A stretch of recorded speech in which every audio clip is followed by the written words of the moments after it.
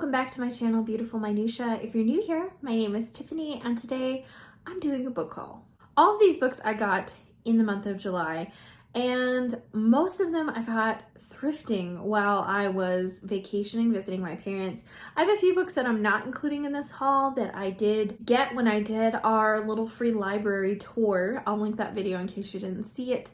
We stopped in multiple different towns in multiple different states, checked out little free libraries, and came home with a few books from there, but ended up getting rid of far more than I ended up coming home with. So pat on the back there, except not really, because I have a lot of books here. I just counted. There's over 30 books here, so there's a lot. But like I said, almost all of these I got when I was thrifting, except a couple. So I will share this one first. I'm gonna have them divided into genres, and this is the only book in the fantasy genre, and I did purchase this online, so I'm putting it in its own spot for two reasons, and that is Red Seas Under Red Skies by Scott Lynch. This is book 2 in the Gentleman Bastard series. Book 1 is The Lies of Locke Lamora, which was like, so I loved that book, even though it's so not my normal kind of book, but I just really got invested in it. So I had to get book 2. My library had gotten rid of book 2 and didn't carry it anymore, so I had to order it. I do also have a set of books here that were sort of a gift. So my older sister sometimes watches my booktube channel, and she had seen me review Gregor the Overlander, and she has the Hunger Games books and loves them. So she's like, oh, maybe I want to read those at some point, but she bought them for me, knowing that I really enjoyed them, so I can tell her what I think of the series as a whole. However, when she sent me the set from Amazon, it had all the books in the series, but there were 2 of like book 4 or something. It was really weird. So I went to return it, and I did return it, and then when I went to reorder it, they didn't have it in stock. So I ended up purchasing 4 books from the series used and got a great deal on them. And it was like the same price as the set that she sent me. So it's fine. So Sandy, if you're watching this, I did still get the books, even though they're technically not the ones you sent me, but they're still from you. That was a really long-winded story that you probably didn't need to hear, but I got these ones. So I don't know what order they go in, but Gregor and the Code of Claw, Gregor and the Prophecy of Bane. I feel like this one might be book 2. Also, Gregor and the Marks of Secret, and Gregor and the Curse of the Warmbloods.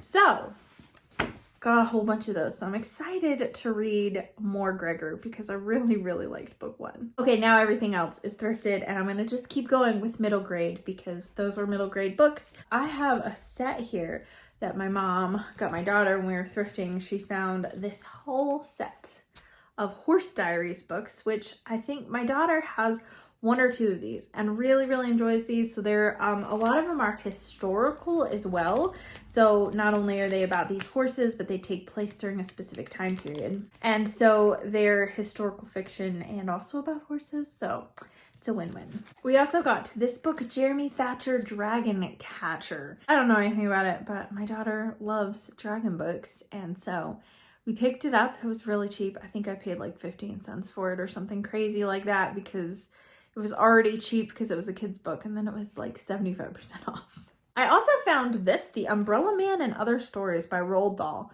I've never heard of this. And I don't even know what the other short stories in here are.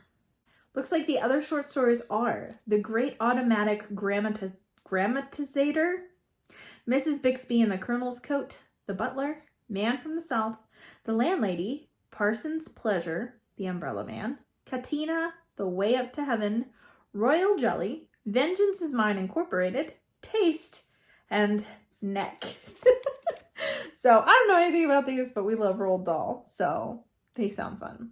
And the last middle grade book that I have is Skellig by David Almond. And I heard about this book from Amy of Hearth Ridge, and she had read this recently. I can't remember what month.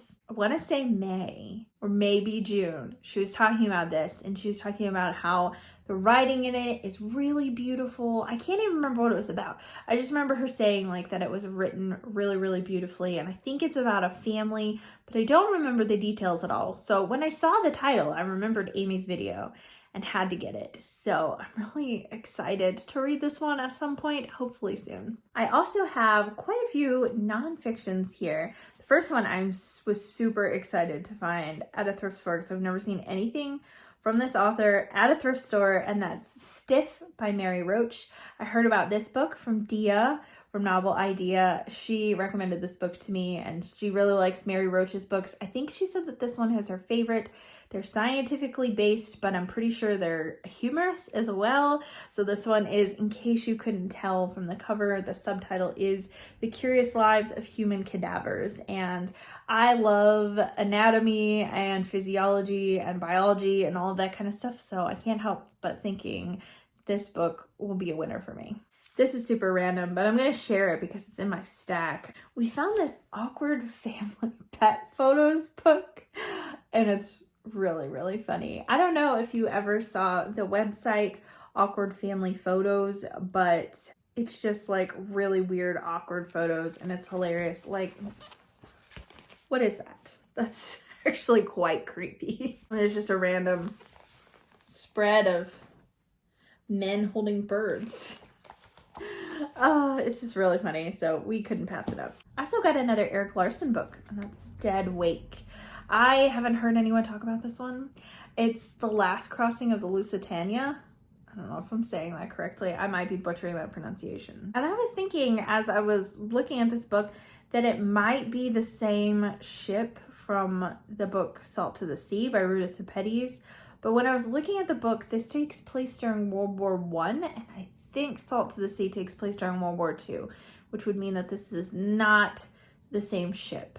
So I don't know, but it sounds interesting. I like Eric Larson's writing style, even though I didn't end up finishing Isaac Storm. I just think it probably wasn't the right time to read it, or maybe all the meteorology talk just wasn't that interesting to me.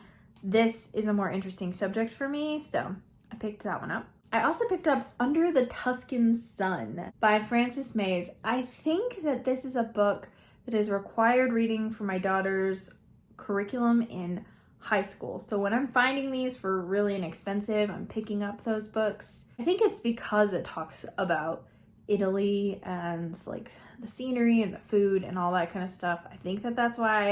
I don't really know much else about it. I'm pretty sure it's a memoir, and that's all I know. I also found Nathaniel Philbrick's In the Hurricane's Eye, and when I read the title and I know it's about George Washington, it just makes me think of Hamilton. If you know, you know.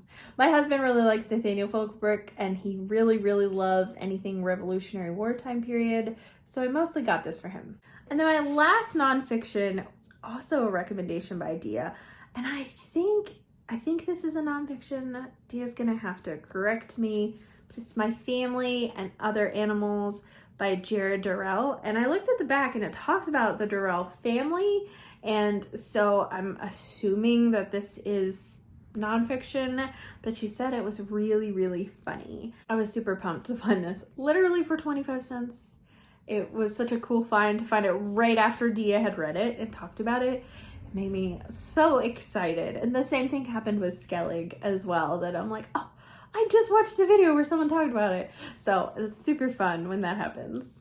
Okay, let's move on to historical fiction / contemporary, because one of these books, I don't remember whether or not it's technically historical fiction or contemporary. The first one I have heard a lot of people tell me they love, but the person I have most recently heard say that is Chantel from Chantel Reads All Day. And I found Maisie Dobbs, which a lot of people have read and loved. This is a World War II historical fiction. I think the main character ends up becoming a nurse or something in World War II, and I think that there's a mystery and stuff going on with it as well. It's a pretty long series, I think, if I remember correctly.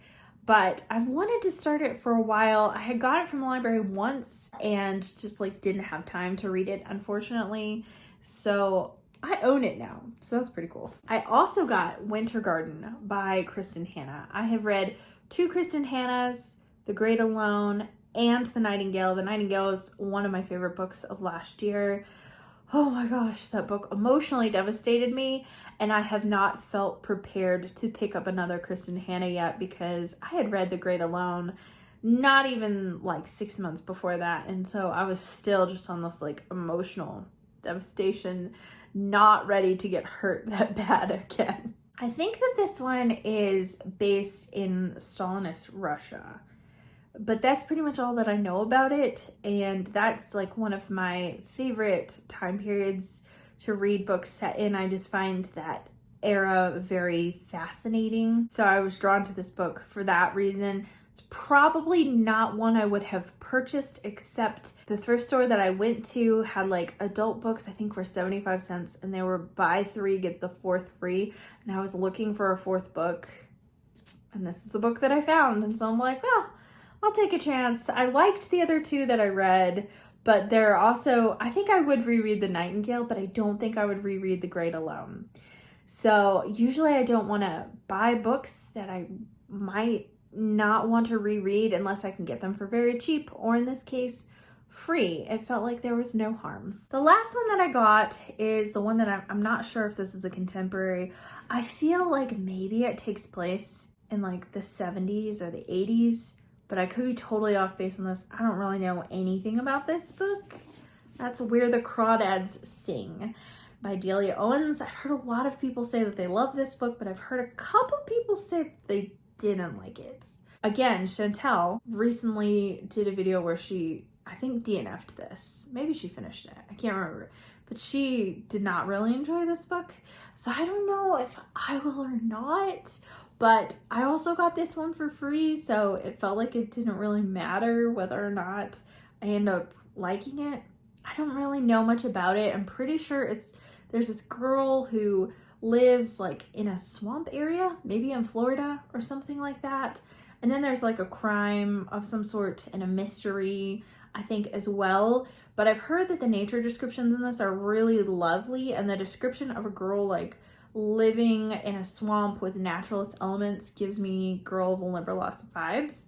And so like I'm not really sure that this book actually has those vibes, but when I hear nature descriptions that are beautiful, that's like buzzwords for me and something that intrigues me and makes me want to pick up a book. All right, I saved the classics for last because this would not be a Tiffany book haul if I didn't have some classics on here. So the first one I have here is Henry David Thoreau's Walden.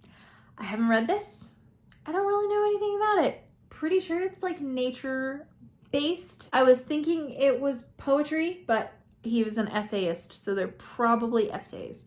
I'm not sure. I probably would enjoy reading this, but again, this is also another book that was like on the list of books for my daughter's curriculum in upper years, so I have been looking for it for that anyway, but it's probably one that I would enjoy reading as well, but I've never read anything by him, so I guess I'm not totally sure. Next up, I got this really, really big book. It's like it's around 1,000 pages, and it's The Basic Writings of Jonathan Swift. I do have Gulliver's Travels in a really nice hardcover edition, but this has a lot more in it than that. It also has A Tale of a Tub, which I've actually never heard of that. It has his writings on religion, political writings, writings on Ireland, prose, personal writings, parodies, hoaxes, poems, and letters. So it really has like a little bit of everything. So again, this is another one where it's like, I don't even know if I like Jonathan Swift. I've never read anything by him, but I was really interested by this. Speaking of authors that I've never read anything by, but I keep picking up books by them because I'm going to get to them eventually, Willa Cather.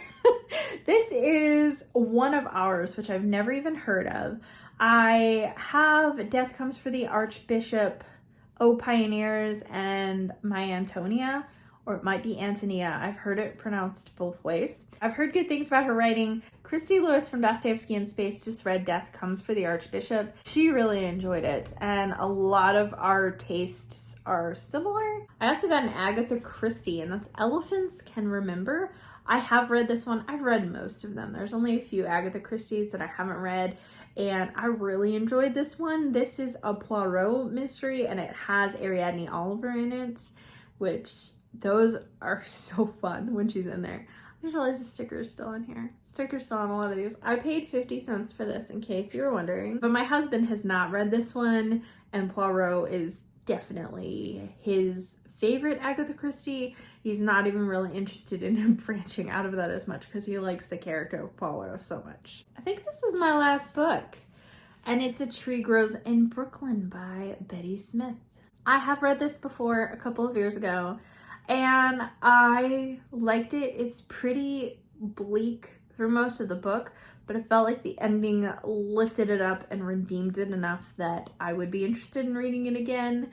And it's a really good book. It's really sad in a lot of places, but I really like it. And I like this edition. It's got deckled edges and it's hardcover. It's just, you know, kind of pretty, kind of not as pretty. I mean, I kind of wish it was a prettier color, especially since there's no dust jacket, but I love old books. You guys, I was just looking to see when this was published.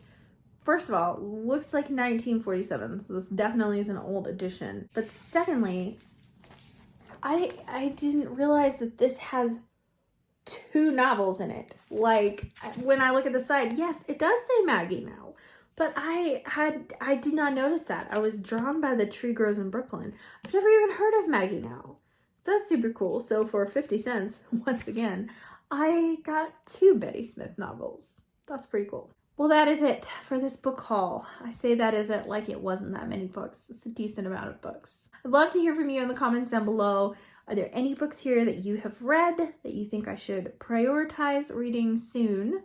And also, have you picked up any great books lately that you're super excited about? Thank you so much for watching. If you like this video, please hit like and also subscribe so you can continue to see more bookish content from me.